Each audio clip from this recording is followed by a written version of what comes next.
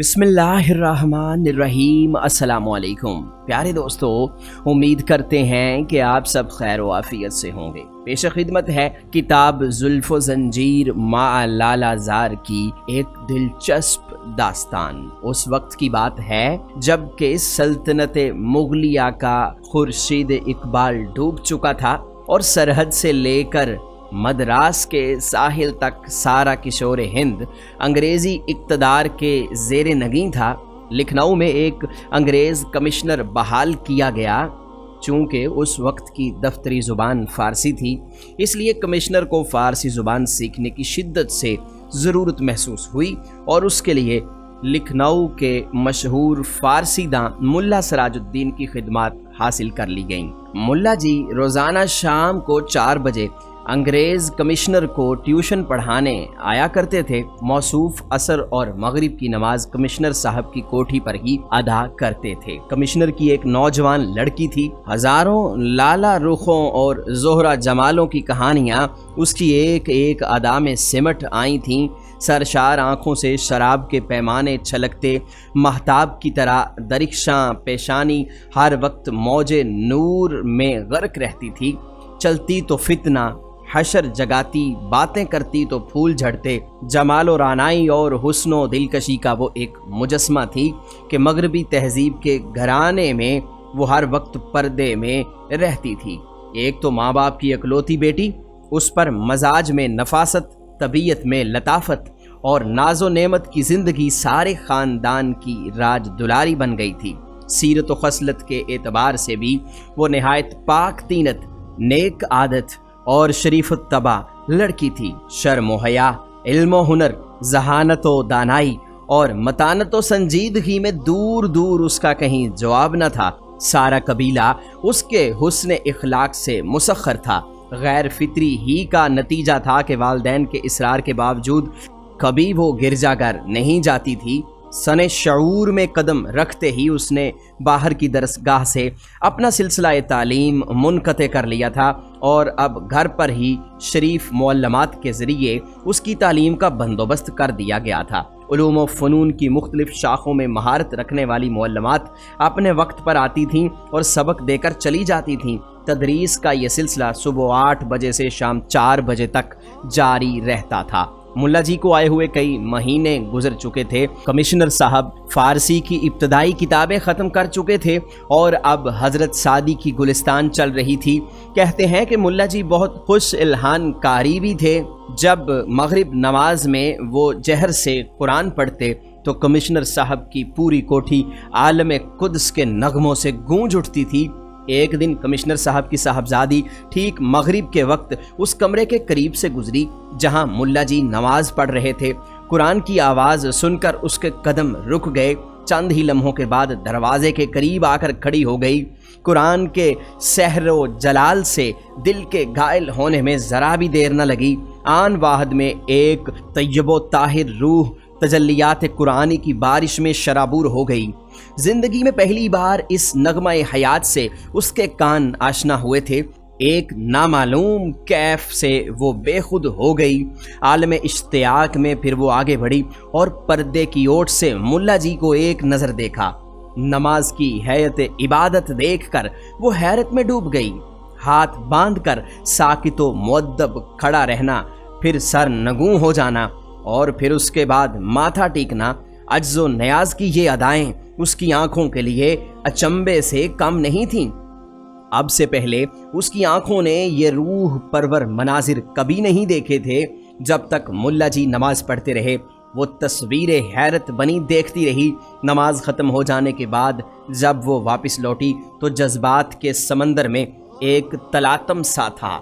दिल अज खुद अंदर से किसी नामालूम सिम्मत की तरफ खींचा चला जा रहा था। आज सारी रात अपने बिस्तर पर करवटें बदलती रही। आयात कुरानी का कैफ और नाज की रूहानी कशिश एक लम्हे के लिए भी उसके जहन से ओझल नहीं हो रही थी। वो सारी रात ये सोचती रही कि शीरीं नगमों की सहर तराजी मुस्लिम, लेकिन कुरानी नगमे का ये असर जिसने دل کے کشور کو تہو بالا کر دیا تھا، اسے صرف خوش الہان آواز کا نتیجہ نہیں قرار دیا جا سکتا۔ یقیناً اس کے پیچھے کوئی ایسی حقیقت بول رہی ہے جس کا رشتہ روح انسانی کے ساتھ منسلک ہے۔ پھر اگر نماز نشست و برخاست ہی کا نام ہے تو پھر میرے دل کو کیا ہو گیا ہے؟ قیام و قعود کے سوا انسانوں کی زندگی میں اور کیا ہے؟ پھر دنیا میں کتنے دل ہیں جو کسی کی نشست و برخاست پر عاشق ہوئے ہیں؟ اگر واقعتاً نماز کی یہی حقیقت ہے تو دل دیوانہ کی لغزش میں کوئی شبہ نہیں ہے۔ پھر سوچتی ہے کہ اتنی آسانی سے دل کی تکثیر کا فیصلہ نہیں کیا جا سکتا۔ ہو نہ ہو یہ نماز بھی اسی عالم کی چیز ہے جہاں انسانی روحوں کا مزاج ڈھلتا ہے اور جہاں سے مانوی حیات کے چشموں کا دھارا پھوٹتا ہے۔ حسب معمول دوسرے دن عصر کے وقت ملا جی ٹیوشن پڑھانے کے لیے تشریف لائے۔ جو ہی ان کے قدموں کی آہٹ ملی، فرط شوق سے صاحبزادی کا دل اچھلنے لگا۔ بڑی مشکل سے سورج ڈوبا اور ملا جی مغرب کی نماز کے لیے کھڑے ہوئے۔ شہزادی قبل از وقت ہی پس پردہ کان لگائے کھڑی تھی۔ قرآن کی آواز کان میں پڑتے ہی دل کا حال بدلنے لگا۔ روح نغمہ جاوید کے کیف میں ڈوب گئی۔ آج دل ہی متاثر نہیں ہوا تھا بلکہ آنکھیں بھی اشکبار تھیں۔ کئی بار رومال سے بہتے ہوئے آنسو خشک کیے، لیکن چشمہ سیال کی طرح اس وقت تک سیلاب امڑتا رہا جب تک ملا جی نے نماز ختم نہ کر لی۔ اسی عالم کرب میں کئی مہینے گزر گئے۔ دل کے شور محشر سے کوئی واقف نہ تھا۔ ہر روز مغرب کی نماز کے وقت پردہ در سے لگا ہوا جذبات کے تلاطم کا جو طوفان امڑتا تھا، خود ملا جی کو بھی اس کی خبر نہیں تھی۔ اب کئی مہینے کے عرصے میں مسیحی گھرانے کی دوشیزہ نامعلوم طور پر اسلام سے بہت قریب ہو چکی تھی۔ نماز اور قرآن کے عشق نے اب اسے اس راستے پر لا کر کھڑا کر دیا تھا جو کسی بھی وارفتہ حال مسافر کو ذرا سی دیر میں مدینے تک پہنچا دیتا ہے۔ دوسرے لفظوں میں دل اس رسول صلی اللہ علیہ وآلہ وسلم کی غائبانہ عقیدت سے سرشار ہوتا جا رہا تھا، جس نے دنیا کو قرآن اور نماز جیسی نعمت لازوال سے بہرہ اندوز کیا۔ اکثر رات کی تنہائی میں سوچا کرتی تھی کہ جس رسول صلی اللہ علیہ وآلہ وسلم کے لائے ہوئے پیغام میں یہ کشش ہے، خود اس رسول میں کتنی کشش ہوگی۔ بلا وجہ عرب کے صحرا نشین اس پر شیفتہ نہیں تھے۔ اس کی زیبائی کا یہی جلوہ کیا کم ہے کہ آج اس کے نادیدہ عشاق سے ساری دنیا بھر گئی۔ یقیناً محمد صلی اللہ علیہ وآلہ وسلم کی عظمت ایک سراپا حقیقت کا نام ہے۔ ناز کی پلی ہوئی لاڈلی بیٹی روزانہ صبح کو نئے کپڑے زیب تن کر کے باپ کو آداب کیا کرتی تھی۔ باپ کے دل کی شادابی اور روح کی آسودگی کا یہ سب سے بڑا ذریعہ تھا۔ آج وہ بڑی سج دج سے آداب کرنے آئی تھی۔ آداب سے فارغ ہو کر مچلتے ہوئے ناز میں کہا، فادر ایک درخواست پیش کروں، قبول فرمائیے گا۔ بیٹی کے ان الفاظ پر باپ کی روح جھوم اٹھی۔ شفقت پدری کا جذبہ پھوٹ پڑا۔ فرط محبت میں بے قابو ہو کر جواب دیا، میری لخت جگر، ساری زندگی یہ آرزو رہ گئی کہ دوسرے بچوں کی طرح تم بھی کچھ فرمائش کرو اور میں اسے پوری کر کے تمہاری مسرتوں کا تماشا دیکھوں، لیکن نہ جانے تمہاری افتاد تبے کیسی واقع ہوئی ہے کہ آرزو تشنا ہی رہی۔ اب جب کہ زندگی میں پہلی بار اپنے ارمان کے اظہار کے لیے تمہاری زبان کھلی ہے تو کیا اب یہ بھی پوچھنے کی ضرورت ہے کہ میں اسے قبول کروں گا یا نہیں؟ تمہارے علاوہ کون میری زندگی کی امیدوں کا مرکز ہے جس کے لیے کوئی بات اٹھا رکھوں گا؟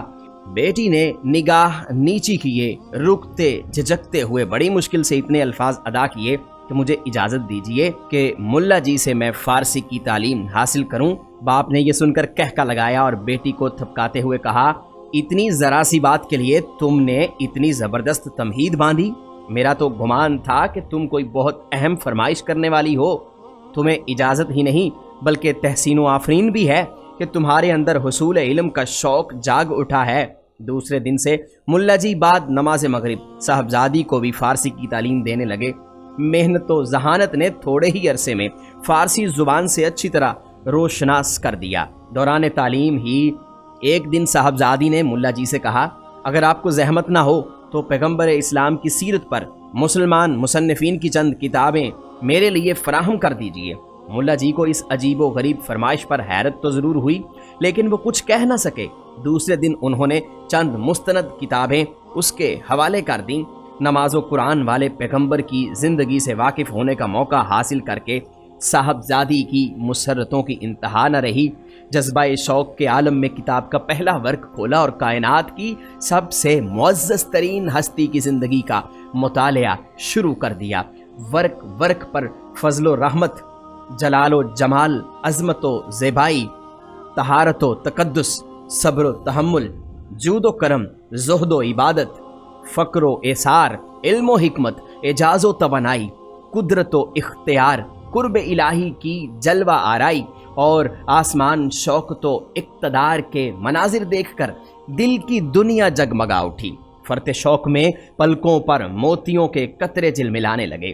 لالا پنکھڑی جیسے ہونٹ حرکت میں آئے اور ایک ننھی سی آواز فضا میں گونجی، محمد صلی اللہ علیہ وآلہ وسلم کے خداوند، تو گواہ رہنا کہ مسیحی مذہب سے نکل کر تجھ پر اور تیرے آخری رسول پر ایمان لاتی ہوں۔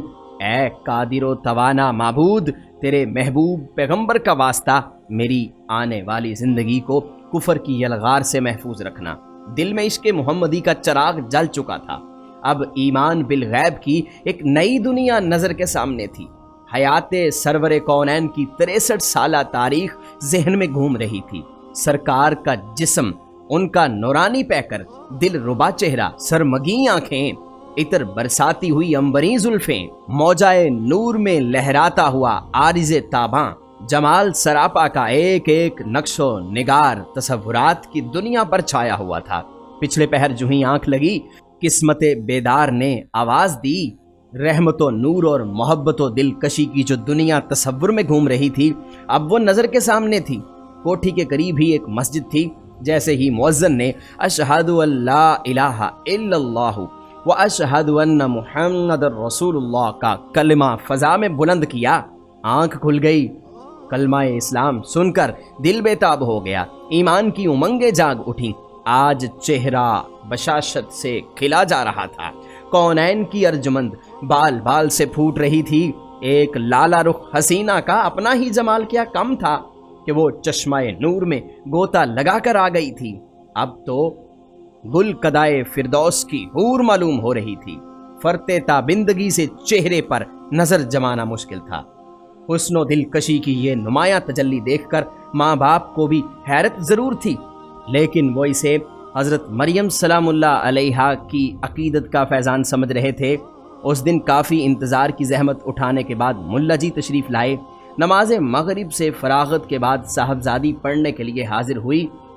جو ہی چہرے پر نظر پڑی، ملا جی کی آنکھیں پھٹی کی پھٹی رہ گئیں۔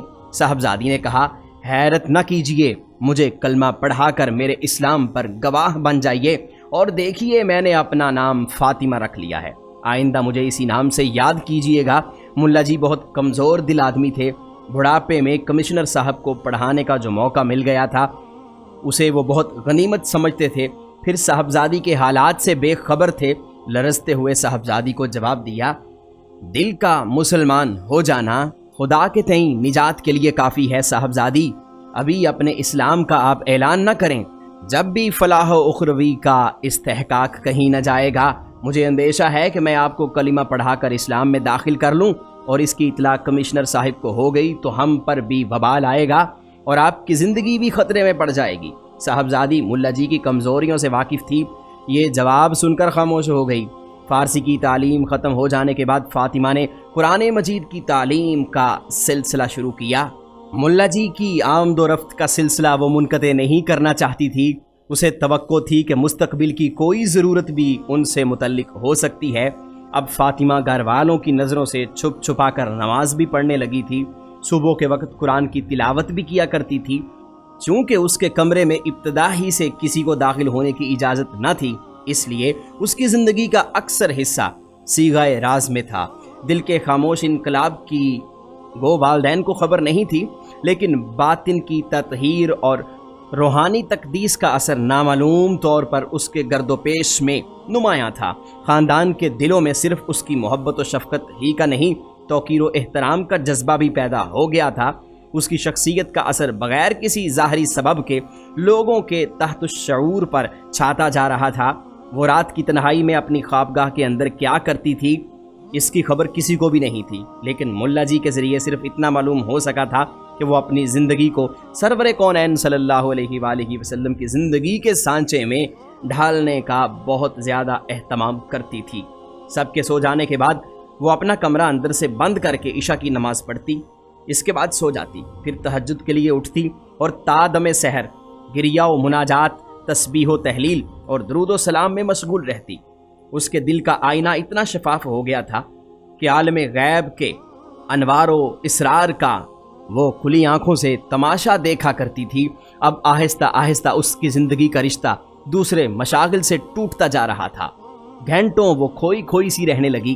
اس کی روح لطافت اتنی بڑھ گئی تھی کہ کئی دن بغیر کسی ذوف و نکاحت کے وہ روزے میں گزار دیتی۔ ایک دن ملا جی جب شام کے وقت پڑھانے آئے تو انہیں معلوم ہوا کہ صاحبزادی آج کچھ علیل ہیں، اس لیے وہ نہیں پڑھیں گی۔ جو ہی وہ واپس جانا چاہتے تھے کہ آیا نے اطلاع دی صاحبزادی اپنے حجرہ خاص میں آپ کو بلا رہی ہے۔ ملا جی ہمت کر کے کمرے کے اندر داخل ہوئے، دیکھا تو فاطمہ بستر پر دراز تھی۔ قدم کی آہٹ پاتے ہی اٹھ کر بیٹھ گئی اور نہایت سرگوشی کے ساتھ ملا جی سے کہا، آپ کے احسانات سے میری گردن ہمیشہ بوجھل رہے گی کہ آپ کی وجہ سے مجھے ایمان نصیب ہوا اور حبیب خدا کی دولت عشق سے میری زندگی کیف و سرور کے ایک نئے عالم میں داخل ہو گئی۔ اب میں روحانی قرب کی اس منزل پر ہوں جہاں ایک لمحے کے لیے بھی میرے سرکار صلی اللہ علیہ وآلہ وسلم آنکھوں سے اوجھل نہیں ہوتے۔ آثار و قرائن شہادت دے رہے ہیں کہ اب میں حیات کے آخری لمحے سے گزر رہی ہوں۔ عالم قدس کا پیامی جلد ہی آنے والا ہے، میں بھی اس کی منتظر آنکھوں سے راہ دیکھ رہی ہوں۔ رخت سفر باندھ کر میں نے اپنی تیاری مکمل کر لی ہے۔ اپنے انجام کی فیروز بختی پر دل اتنا مطمئن ہے کہ مسکراتے ہوئے اجل کا خیر مقدم کروں گی۔ صرف ایک آرزو ہے جس کے لیے میں نے آپ کو اس وقت زحمت دی ہے، بعد مرگ میری وصیت پوری کرنے کا اگر آپ یقین دلائیں تو عرض کروں۔ اتنا کہتے کہتے اس کی چمکتی ہوئی آنکھیں آنسوؤں سے بھر گئیں۔ ملا جی بھی اپنے تئیں سنبھال نہ سکے اور وہ بھی اشک بار ہو گئے۔ بررائی ہوئی آواز میں جواب دیا، خدا آپ کی زندگی کا اقبال بڑھائے، آپ کی عمر کی برکتوں کو دراز کرے۔ نصیب دشمنا مرگ ناگہاں کی خبر سننے کے لیے ہم ہرگز تیار نہیں، لیکن علم الہی میں اگر یہی مقدر ہوا تو کوئی اسے ٹال نہیں سکتا۔ آپ اپنی آرزو کا برملا اظہار کیجئے، میں اس کی تعمیل کا آپ کو یقین دلاتا ہوں۔ صاحبزادی نے رازدانہ لب و لہجے میں کہا، آپ جانتے ہیں کہ میرے قبول اسلام کی خبر گھر والوں کے علم میں نہیں ہے، وہ تاہنوز مجھے اپنے آبائی مذہب کا پیروکار سمجھ رہے ہیں۔ گو میں نے آج تک گرجا میں قدم نہیں رکھا، لیکن وہ اسے میری غیرت حیا پر محمول کرتے ہیں۔ اس پر مجھے یقین ہے کہ وہ بعد مرگ میری تجہیز و تکفین مسیحی مذہب کے مطابق کریں گے اور مسیحی قبرستان میں میرا مدفن بنائیں گے۔ میں نہیں چاہتی کہ اپنا اسلام ظاہر کر کے میں آپ کو اور یہاں کے دوسرے مسلمانوں کو آفات کا نشانہ بناؤں، اس لیے میری مؤدبانہ گزارش ہے کہ بعد مرگ جب وہ مجھے عیسائیوں کے قبرستان میں دفن کر دیں تو رات کے کسی حصے میں میرا تابوت نکال کر اسلامی طریقے کے مطابق مجھے کسی مسلمانوں کے قبرستان میں دفن کر دیں، تاکہ اہل ایمان کے جوار میں رہ کر میری روح کو دائمی سکون حاصل ہو۔ ملا جی نے برستی ہوئی آنکھوں سے وصیت کی تعمیل کا یقین دلایا۔ فاطمہ نے آخری سلام کرتے ہوئے کہا کہ اب قیامت ہی کے دن فاتح محشر کے سائے کے نیچے ہماری آپ سے ملاقات ہوگی۔ یہ کہتے ہوئے ملا جی کو رخصت کیا۔ صبح کے وقت سارے شہر میں کوہرام مچا ہوا تھا کہ کمشنر صاحب کی لاڈلی بیٹی کی وفات کی خبر بجلی کی طرح ہر طرف پھیل گئی تھی۔ اقارب و احباب اور غم گساروں کے ہجوم سے کوٹھی میں تل رکھنے کی جگہ باقی نہ تھی۔ اس اچانک حادثے سے سارے خاندان پر غم کے بادل چھا گئے تھے۔ ماں باپ کی حالت نہایت قابل رحم تھی، شدت علم سے وہ پاگل ہو گئے تھے۔ اکلوتی بیٹی کی مرگ ناگہاں ان کے لیے قیامت سے کم نہ تھی۔ ماتم و فغاں کے شور میں دوپہر کے وقت جنازہ اٹھا۔ عیسائی مذہب کی رسوم کے مطابق لاش ایک تابوت میں بند کر دی گئی۔ جنازے کے وقت ساتھ ساتھ ملا جی بھی نم آنکھوں سے چل رہے تھے۔ عیسائی قبرستان میں پہنچ کر تابوت کو ایک پختہ قبر میں اتارا گیا اور اوپر سنگ مرمر کی سل رکھ کر قبر کا کھلا ہوا حصہ بند کر دیا گیا۔ دفن کی آخری رسم ادا ہو جانے کے بعد لوگ قبرستان سے واپس لوٹ گئے۔ ملا جی اپنے ذہن میں قبر کا نشان اچھی طرح محفوظ کر کے سب کے بعد واپس ہوئے، سیدھے کمشنر صاحب کی کوٹھی پر پہنچے اور ڈبڈبائی ہوئی آنکھوں کے سامنے کلمہ تعزیت کہہ کر گھر واپس چلے گئے۔ آج انہیں پوری رازداری کے ساتھ ایک اہم فرض انجام دینا تھا۔ اقدام اتنا سنگین تھا کہ ہر قدم پر خطرات کے اندیشے راہ میں حائل تھے۔ رات کی تنہائی میں لوگوں کی نظروں سے بچ کر عیسائی قبرستان سے کسی لاش کو منتقل کرنا اتنا آسان کام نہیں تھا۔ حالات کی نزاکت سوچ کر ملا جی کانپ اٹھے، لیکن ایک مرنے والی سے کیے ہوئے وعدے کی تکمیل بھی ضروری تھی۔ اسلام کا رشتہ اخلاص بھی اس امر کا مقتضا تھا کہ جیسے بھی ہو اس فرض کو انجام دیا جائے۔ ملا جی کا ضمیر اندر سے جاگ اٹھا تھا۔ آخر بسم اللہ پڑھ کر انہوں نے اس مہم کا آغاز کر ہی دیا۔ اپنے چند قابل اعتماد دوستوں کو گھر لے گئے اور شروع سے آخر تک ان سے سارا ماجرا بیان کیا۔ واقعہ سن کر لوگوں کی آنکھوں میں آنسو امڈ آئے۔ انہوں نے کف افسوس ملتے ہوئے ملا جی سے کہا، صد حیف کہ اس شہر میں اسلام کی فتح و صداقت کا اتنا عظیم الشان واقعہ رونما ہوا اور آپ نے کانوں کان کسی کو خبر نہ ہونے دی۔ خیر، جو ہونا تھا ہو گیا، اب جس طرح بھی ہو آج ہی شب وعدے کی تکمیل ضروری ہے۔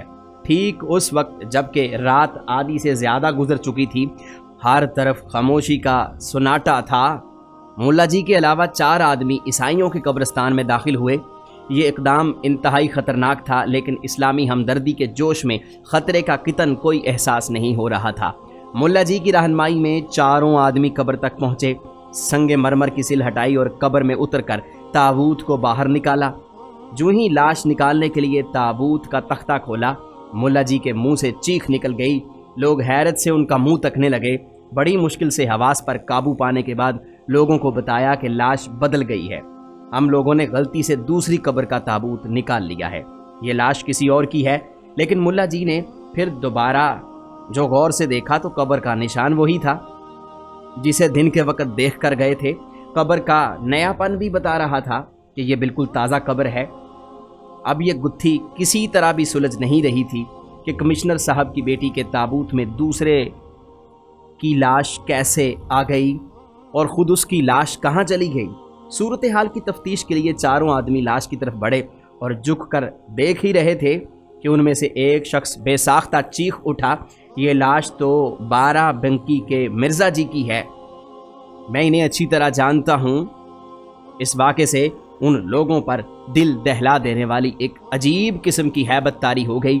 دہشت سے کانپنے لگے اور فوراً ہی تابوت کا منہ بند کر کے اسے قبر میں اتارا اور اوپر سے سنگ مرمر کی سل رکھ کر تیز تیز قدموں سے باہر نکل گئے۔ گھر پہنچ کر دیر تک سب پر سختہ طاری رہا۔ کئی گھنٹے کے بعد جب حواس بحال ہوئے تو ملا جی نے کہا کہ عالم برزخ کے یہ تصرفات ہماری سمجھ سے بالا تر ہیں۔ مشیت الہی کے راز کو سمجھنا اپنے بس کی بات نہیں، لیکن اتنی بات ضرور سمجھ میں آتی ہے کہ جب کمشنر صاحب کی بیٹی کی قبر میں 12 بنکی کے مرزا جی کی لاش ہے تو یقیناً مرزا جی کی قبر میں کمشنر کی بیٹی کی لاش ہوگی۔ لوگوں نے کہا یہ بات قرین قیاس ضرور ہے، لیکن بہتر ہوگا کہ حقیقت کا سراغ لگانے کے لیے ہم لوگ 12 بنکی چلیں اور مرزا جی کی قبر کھود کر دیکھیں۔ یہ بات طے کر کے سب لوگ اپنے اپنے گھروں کی طرف لوٹ گئے۔ بستر پر پہنچنے کے بعد ہر شخص کے ذہن میں یہی عجیب و غریب واقعہ گھوم رہا تھا۔ دوسرے دن ملا جی اپنے 4 ساتھیوں کے ہمراہ 12 بنکی پہنچ گئے۔ سیدھے مرزا جی کی کوٹھی کا رخ کیا۔ دروازے پر آدمیوں کا ہجوم لگا ہوا تھا۔ دریافت کرنے پر پتہ چلا کہ پرسوں مرزا جی کا انتقال ہو گیا ہے، آج ان کا تیجا ہے۔ اظہار افسوس اور رسم تعزیت ادا کرنے کے بعد یہ لوگ بھی اصال ثواب کی مجلس میں شریک ہو گئے۔ فارغ ہونے کے بعد خواہش ظاہر کی کہ ہمیں قبر تک پہنچا دیا جائے تاکہ ان کی قبر پر فاتحہ پڑھ کر کم از کم حق کے دوستی تو ادا کر دیں۔ ایک شخص کی رہنمائی میں قبرستان پہنچ کر فاتحہ پڑھی اور قبر کا نشان اچھی طرح ذہن میں محفوظ کر لیا۔ اپنی قیام گاہ پر یہ لوگ واپس لوٹ آئے۔ سارا دن مرزا جی کے حالات معلوم کرتے رہے۔ پتہ چلا کہ اس علاقے کے وہ چھوٹے موٹے نواب تھے، انگریزی تہذیب کے دلدادہ اور انگریزوں کے غایت درجہ بہی خواہ تھے۔ شام و سحر زندگی عیش و عشرت میں ڈوبی رہتی۔ گھر کا سارا ماحول انگریزی تمدن میں غرق تھا۔ شام کے وقت کھانے سے فارغ ہو کر اس کا انتظار کرنے لگے جب کہ سارے شہر پر نیند کا سناٹا طاری ہو جائے خدا خدا کر کے جب آدھی سے زیادہ رات ڈھل گئی تو پانچوں آدمی اٹھے اور دبے پاؤں قبرستان کی طرف چل پڑے۔ خطرناک اقدام کی دہشت سے دل کی دھڑکن تیز ہو گئی، لیکن حقیقت حال کی جستجو کے جنون میں آگے بڑھتے رہے، یہاں تک کہ قبرستان میں داخل ہو گئے۔ اپنے حافظے کی رہنمائی میں آسانی سے مرزا جی کی قبر تک پہنچ گئے۔ کانپتے ہوئے ہاتھوں سے قبر کی مٹی ہٹانا شروع کر دی۔ کافی دیر کے بعد تختہ نظر آیا۔ اب ہمت کر کے 2 شخص قبر میں اترے اور ایک ایک کر کے تختہ ہٹایا۔ اب سفید رنگ کا کفن نظر آ رہا تھا۔ کافی جدوجہد کے بعد کفن کھولنے کے بعد کی ہمت جواب دے چکی تھی۔ ہر شخص اپنی جگہ سہما جا رہا تھا کہ معلوم نہیں کفن کا منہ کھولنے کے بعد کیا نقشہ نظر آئے۔ کافی جرت سے کام لے کر ایک شخص نے پائنتی کے تختے پر کھڑے ہو کر چہرے سے کفن کا نقاب الٹ دیا۔ جو ہی چہرے پر نظر پڑی، دہشت سے لوگوں کا خون سوکھ گیا۔ مرزا جی کی لاش کی بجائے قبر میں ایک عرب کی لاش پڑی ہوئی تھی۔ ڈیل ڈول اور چہرے بشرے سے وہ عرب ہی معلوم ہو رہا تھا۔ یہ منظر دیکھ کر لوگ حیرت میں ڈوب گئے۔ جلدی جلدی میں انہوں نے کفن کو درست کیا، تختے لگائے اور مٹی برابر کر کے قبرستان سے باہر نکل آئے۔ مارے ہیبت کے سانس پھول رہی تھی۔ قیام گاہ پر پہنچ کر ایک ہولناک سکتے کی کیفیت سب پر طاری تھی۔ قدرت کا یہ عجیب و غریب تماشا سمجھ میں نہیں آ رہا تھا کہ آخر کمشنر کی لڑکی کی لاش کہاں چلی گئی۔ نیند کچھ زیادہ گہری نہیں تھی، صرف پلک جھپکی تھی کہ ملا جی نے ایک نہایت حسین و دلکش خواب دیکھا۔ وہی کمشنر کی بیٹی فاطمہ حوران خلد کے جھرمٹ میں سامنے کھڑی مسکرا رہی ہے۔ قریب آ کر اس نے سلام کیا۔ عالم برزخ کی کہانی بیان کرتے ہوئے اس نے کہا، میری روح جب عالم بالا کی طرف لائی گئی تو رحمت الہی نے مجھے ڈانپ لیا۔ میرے کفن کا تار تار بارش نور میں بھیگ گیا۔ میرے گمان سے زیادہ رحمت نے میری توقیر و اعزاز کا اہتمام فرمایا۔ حوران خلد نے مجھے چشمہ نور میں غوطہ دیا، میں نکھر گئی۔ میرے حسن کی چاندنی جنت کے میدانوں میں ہر طرف بکھر گئی۔ میں دیکھ رہی ہوں کہ عالم برزخ میں ہر طرف شوکت محمدی کے جھنڈے گڑے ہوئے ہیں۔ سارے انبیاء و مرسلین ان کے دربار کے نیاز مند حاضر باش ہیں۔ جب میری روح ان کی بارگاہ میں لائی گئی تو تجلیات کی تیز بارش سے آنکھیں خیرہ ہو گئیں۔ ان کی ناز بردار رحمتوں نے میری ہستی کا فروغ بڑھا دیا۔ حکم ہوا کہ میری لاش طیبہ کی سرزمین پر منتقل کر دی جائے، اسی خطہ اقدس میں جہاں 80,000 عاشقان جمال آسودہ خواب میں ہیں۔ جس دن میری لاش عیسائیوں کے قبرستان میں دفن کی گئی، اسی دن 3 لاشیں اپنی اپنی قبروں سے منتقل کی گئیں۔ مدینے میں ایک عرب سوداگر جسے ہندوستان بے حد پسند تھا، عرصہ قدیم سے اس کی آرزو تھی کہ وہ یہاں بود و باش اختیار کرے۔ جب وہ مر گیا اور لوگوں نے اس کی لاش کو جنت البقیع میں دفن کیا تو عالم برزخ کے کار پردازوں کو حکم ہوا کہ مدینے میں رہ کر ہندوستان میں سکونت اختیار کرنے کی آرزو رکھتا تھا۔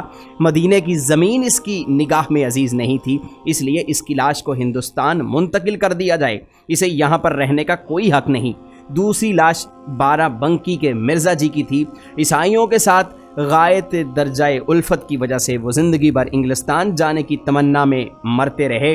بھول کر بھی انہیں دیار عرب کا خیال نہیں آیا۔ جب ان کی لاش دفن کی گئی تو حکم ہوا کہ اسلام سے بیگانہ ہو کر اس نے جس عیسائی قوم کے ساتھ زندگی کے دن گزارے ہیں، اسے اسی قوم کے قبرستان میں منتقل کر دیا جائے۔